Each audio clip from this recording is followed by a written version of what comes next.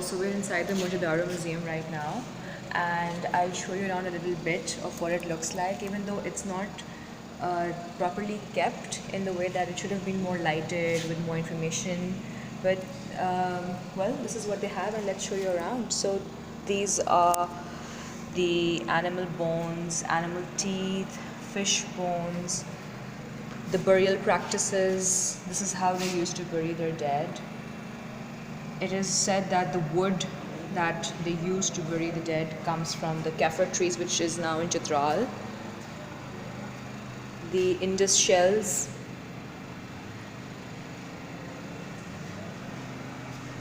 and the toys, their games, chessman and dices, and all of this looks pretty civilized and very smartly crafted. I really wonder, okay, if people in those days were so smart, why can't we be smart today? The different kinds of stones, touchstones, stone weights that they used to use.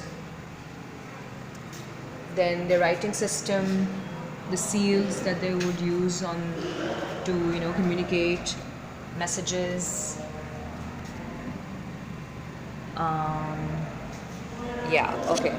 And I'll take you to the very famous dancing girl and the king priest.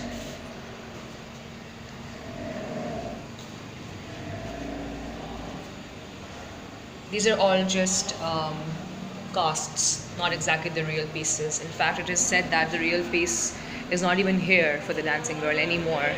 The dancing girl actually is in India, probably. That's what I've heard. Okay, large pottery.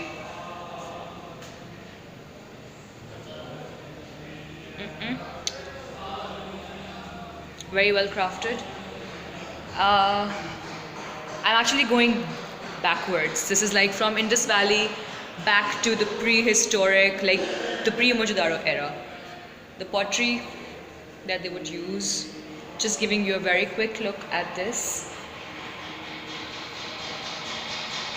The grey wares, the painted potter sheds. Look at the work on these. Very nicely and skillfully painted. This is how they were believed to be in their times. This is just a computerized image of how they could have been and how they were living. Seems like they were pretty modern, actually. Unlike people of today, living in 2017, and we still have such backward thoughts. Anyhow, so these are the copper and bronze objects. I'm sure you can hear some singing in the background. It's some local guy singing the local music and song. These are the charred wheat areas, I believe. Yeah. We're going backwards now. This is like almost the pre-Mohenjo-daro era. The armory site was also another famous archaeological site. This is how it's supposed to look like. And this is Kot Diji. This is how it's supposed to look like, the Kot Diji site. And this is the Son Valley. You can see a man sitting inside it, a smart depiction of how the lives could have been of that time. So there's actually more. So this is the place, how it's assumed to have looked like in its times.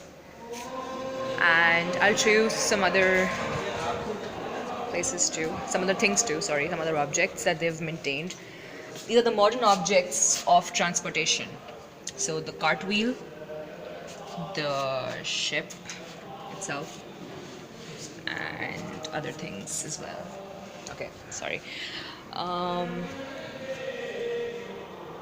There's just more pottery, more stuff, the toys depicting the mode of transportation of their times, the houses,